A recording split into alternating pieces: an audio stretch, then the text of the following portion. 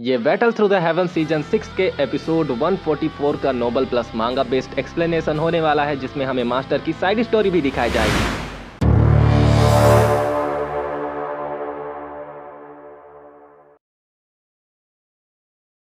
Episode की starting होती है, हमें एक लड़की को दिखाया जाता है जिसने अपने आप को काले कपड़े से ढक रखा था। उड़ते हुए वो साओयान के पास आकर गिरती है। देखने से ऐसा लग रहा था कि वो लड़की घबराई हुई थी। साओयान उसे पकड़ता है और उसे सहारा देते हुए कहता है, अरे तुम क्या कर रही हो?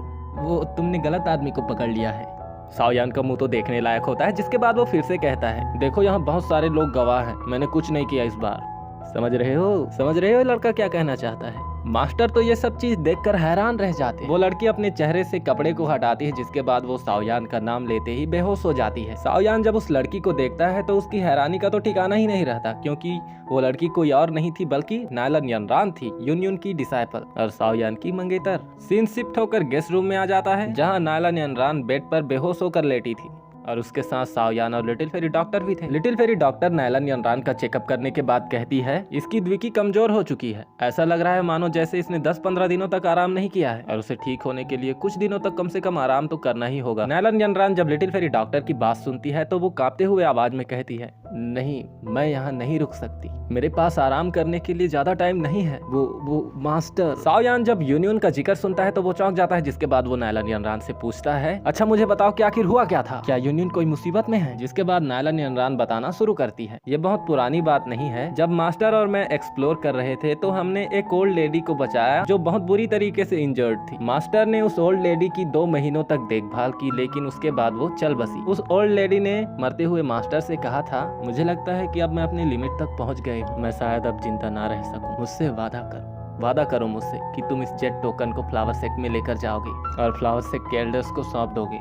जिसके बाद यूनियन उस ओल्ड लेडी से कहती है, ठीक है, मैं आपसे वादा करती हूँ कि मैं इस जेट टोकन को फ्लावर सेक्ट को सौंप दूंगी। ओल्ड लेडी यूनियन से कहती है, मैं बहुत खुशकिस्मत हूँ कि मैं मरने से पहले तुम जैसी नेक और दरिया दिल लड़की से मिल सकी। मेरे पास तुम्हें देने के लिए कोई अच्छी चीज तो नहीं है, मैं बस तुम्हें एक अच्छा लक दे सकती हूँ। ये कहते साथ ही वो ओल्ड लेडी अपनी सारी दुखी यूनियन की बॉडी में सील कर देती है। ओल्ड लेडी को ऐसा करते देखकर यूनियन हैरान रह जाती है, उसका मुंह खुला का खुला रह जाता है। जिसके बाद वो ओल्ड लेडी खांसते हुए कहती है, जाओ, जो तुमने मुझसे वादा किया है उसे भूलना मत। वो मरते मरते कुछ बड़बड़ा रही होती है, जो कह रही होती है, भले ही आज मैं मर जाऊं, लेकिन ये बिल्कुल भी आसान नहीं होने वाला है। जिसके साथ ही वो old lady rest in peace हो जाती है। मास्टर और मैंने बिल्कुल वैसे ही किया जैसा कि हमने ग्रैनी हुआ से वादा किया था। जब हम फ्लावर सेक्ट पहुंचे तो वहाँ कुछ ऐसा हुआ जिसकी हमने कभी उम्मीद नहीं की थी। फ्लावर सेक्ट पहुंचने के बाद मास्टर ने उन सभी एल्डर्स को ग्रीट किया, जिसके बाद उन्होंने कहा, मैं इस जेट टोकन को लौटाने के लिए ही फ्लावर सेक्ट में आई हूँ। मुझे इस जेट टोकन को किसी ने लौटाने के लिए कहा था। जेट टोकन को देखने के बाद तो फ्लावर सेक्ट की एल्डर्स चौंक जाती हैं। फिर हमें फ्लावर सेक्ट की सेक्ट मास्टर हुआ जिनको दिखाया जाता है, जो कि कोल्ड स्माइल कर रही थी। हॉल में मौजूद सभी डिसाइपल ने ये कहना शुरू कर दिया, क्या ये सेक्ट मास्टर का टोकन नहीं है? नहीं, ये नहीं हो सकता, ये किसी आउटसाइडर के हाथों में आखिर क्या कर रही है? जिसके बाद हम यूनियन को देखते हैं, जिसने जेट टोकन को हुआ जिन की तरफ उछाल दिया था। हुआ जिन जेट टोकन को पकड़ लेती है, जिसके साथ ही वो गुस्से से कहती है, ये टोकन नकली है, मैं इस कचरे के टुकड़े को तोड़ दूंगी। एल्डर फू हुआ जिन से चिल्लाते हुए कहती है, नहीं, तुम ऐसा नहीं कर सकती। टोकन हुआ जिन के हाथों से छूटकर हवा में चला जाता है, जिसके साथ ही उसमें से एक ब्राइट लाइट साइन होने लगती है। एल्डर लेई जब इस वाकया को देखती है तो वो एकदम हैरानगी के साथ कहती है, ये तो सेक्ट मास्टर की द्विकी है और ये हैंडराइटिंग भी सेक्ट मास्टर की है। नायलन यनरान और यूनियन की हैरानी का तो ठिकाना ही नहीं रहता जब उन्हें पता चलता है कि वो ओल्ड लेडी और कोई नहीं थी बल्कि फ्लावर सेक्ट की सेक्ट लीडर थी। जिस ओल्ड लेडी की उन दोनों ने जान बचाई थी वो और कोई नहीं बल्कि फ्लावर सेक्ट की सेक्ट मास्टर थी। हुआ जिन गुस्से से चिल्लाते हुए कहती है, क्या मजाक है? सेक्ट मास्टर की पोजीशन किसी आउटसाइडर को कैसे दिया जा सकता है? और अगला सक्सेसर तो मुझे होना चाहिए था ना। कुछ डिसाइपल हुआ जिन की साइड लेते हुए कहते हैं, सीनियर हुआ जिन सही कह रही हैं, और वैसे भी वो सेक्ट मास्टर की इकलौती डिसाइपल हैं। सेक्ट मास्टर के गायब होने के बाद से ही सीनियर हुआ जिन ही हमारी टेम्पररी सेक्ट मास्टर रही हैं। आखिर ओल्ड सेक्ट मास्टर ने अपनी पोजीशन को किसी आउटसाइडर को कैसे दे दिया? वैसे भी सेक्ट मास्टर की पोजीशन को वही ऑब्टेन कर सकता है जो कि फ्लावर सेक्ट का डिसाइबल होगा या होगी। एल्डर फू उन सभी को चिल्लाते हुए कहती हैं, बहस करना बंद करो, फैसला लेने का काम हम तीनों एल्डर्स का है, समझे? वो तीनों एल्डर्स एक दूसरे को देखती हैं, जिसके साथ ही वो तीनों एक साथ अपनी द्विकी को रिलीज करती हैं और वो यूनियन की तरफ बढ़ जाती हैं। उन तीनों ने यूनियन की तरफ अटैक कर दिया होता है, जिससे यूनियन डॉज कर लेती है। फिर उसके बाद यूनियन को भी आ जाता है गुस्सा। यूनियन अपने स्वॉर्ड को निकालती है और वो गुस्से के साथ कहती है, मैं यहाँ सिर्फ ग्रैनी हुआ का टोकन लौटाने आई थी, तुम सभी को ज्यादा इगोइस्टिक होने की कोई जरूरत नहीं, और वैसे भी मुझे इस सेक्ट मास्टर की पोजीशन में कोई दिलचस्पी नहीं है। एल्डर्स ने ग्रैनी हुआ की इनहेरिटेंस चेक करने के लिए ही यूनियन के ऊपर अटैक किया था, और उन्हें जैसे ही पता चला कि सेक्ट मास्टर की द्विगी यूनियन के अंदर है, वो तीनों घुटने के बल आकर बैठ गए और उन्होंने यूनियन से कहा, नए सेक्ट मास्टर का हमारे सेक्ट में स्वागत है। यूनियन तो हैरान परेशान रह जाती है और वो उन तीनों एल्डर्स से कहती है, एल्डर्स मुझे नहीं पता था कि जेट टोकन का मतलब क्या है, मेरा कभी भी फ्लावर सेक्ट के सेक्ट मास्टर बनने का कोई इरादा नहीं था। फिर तीनों एल्डर्स एक साथ कहती है यूनियन से, सुनो, सेक्ट मास्टर ने अपने लाइफ टाइम में बहुत अच्छे काम किए हैं। सेक्ट मास्टर ने जो तुम्हारे चेस्ट पर मार्क छोड़ा है, और हमें उनके फैसले पर यकीन है कि उन्होंने सही फैसला ही किया होगा।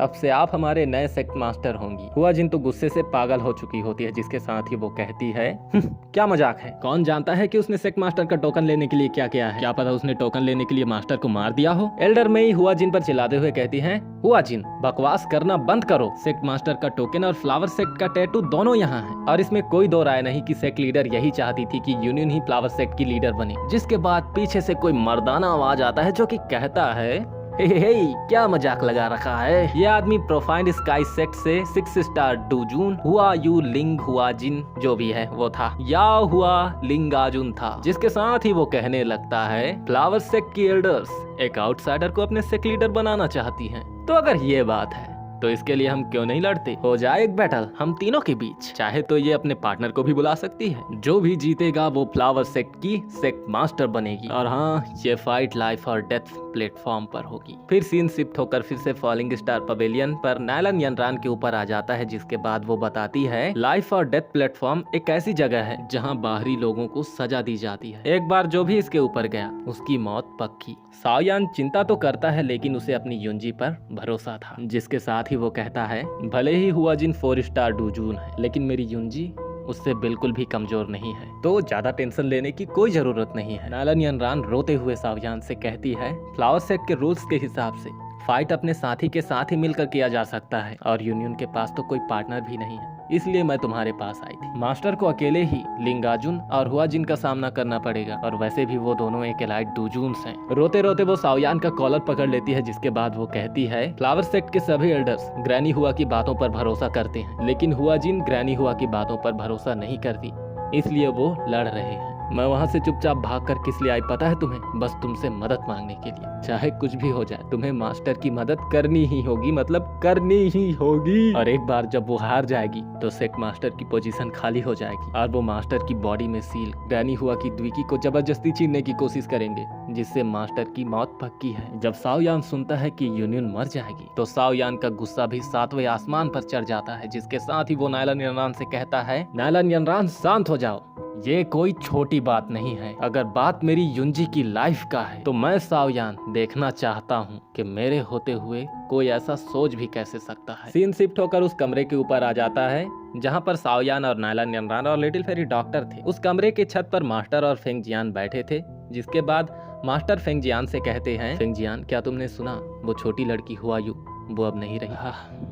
टाइम भी कितना फास्ट है ना फेंग जियान, कुछ चीजें ज्यादा वक्त तक नहीं टिक पाती। मास्टर बातें करते करते फ्लैशबैक में चले जाते हैं अपने, जिसमें हमें फ्लावर सेक्ट का सीन दिखाया जाता है। एक छोटे से घर से हुआ यू की आवाज आ रही होती है, जो कि मास्टर याओलाओ से कुछ कह रही थी। ब्रदर याओ चेन, क्या आप वहाँ हैं? हुआ यू आपसे एल्केमी के बारे में थोड़ी इन्फॉर्मेशन लेने आई है, और हुआ यू आपके लिए अपने हाथों से बना केले का सूप भी लाई है। ब्रदर चेन आप कहाँ हो? क्या केले का सूप आपको पसंद है या नहीं? बिग ब्रदर याओ चेन वो पूरे कमरे में मास्टर याओलाओ को ढूंढती है, लेकिन वो वहाँ नहीं मिलते। वहीं टेबल पर एक लेटर पड़ा था जो कि मास्टर याओ चेन ने हुआ यू के लिए छोड़ी थी। हुआ यू जब इस लेटर को देखती है जिसमें लिखा था, लिटिल गर्ल, मुझे लगता है कि ये हमारा फेयरवेल होना चाहिए। तुम्हारे साथ जो मैंने अपना वक्त गुजारा वो मेरी जिंदगी के सबसे हसीन पलों में से एक है। अगर किस्मत हमें फिर से मिलने का मौका देती है तो हम जरूर मिलेंगे। गुड बाय, तुम्हारा याओ चेन। हुआ यू की सिस्टर्स भी वहाँ पहुँच जाती हैं, जिसके बाद वो हुआ यू से पूछती हैं, बिग सिस हुआ यू, फेंग जियान अचानक गायब हो गया है, क्या याओ चेन भी गायब हो गया है? लेटर को पढ़ने के बाद हुआ यू बेहोश होकर गिर जाती है। सीन फिर से शिफ्ट होकर प्रेजेंट टाइम पर आ जाता है, जिसके बाद फेंग जियान मास्टर से कहते हैं, याओ चेन क्या तुम्हें ये नहीं लगता कि ये कुछ ज्यादा ही हो गया? उन्होंने हमें बचाया था। मास्टर फेंग जियान से कहते हैं, तुम्हें क्या पता फेंगजियान, कल के वो पैनकेक, परसों के शहद वाले वो चिकन लेग पीस और वो खट्टी मीठी मछली, क्या कुछ नहीं बनाती थी वो मेरे लिए। मास्टर की आंखों से आंसू बह रहे थे, जिससे हमें ये साफ पता चलता है कि वो पर्सन भी मास्टर के लिए कितनी इम्पोर्टेंट थी। फेंगजियान, हुआ यू की डिशेस बस देखने के लिए नहीं थी। अगर हम वहाँ से नहीं गए होते तो अगले साल मैं जिंदा भी नहीं बचता, उसके इतने केयर और एफर्ट से जो कि उसने मेरे लिए किए थे। मास्टर याओलाओ की बात सुनने के बाद फेंगजियान कहते हैं, ये उतना भी बुरा नहीं है याओलाओ, तुम कुछ ज्यादा ही बढ़ा चढ़ाकर बता रहे हो। हुआ यूं तो बस यही चाहती थी कि वो तुम्हें अच्छे अच्छे डिशेस खिला सके, बस वो ये और वो ही तो करती थी ना। मास्टर भी कहते हैं हाँ, बस वो ये और वो ही कहा करती थी। और इसी के साथ हमारा ये एपिसोड खत्म हो जाता है। मिलते हैं अपने नेक्स्ट एपिसोड पर। Thank you so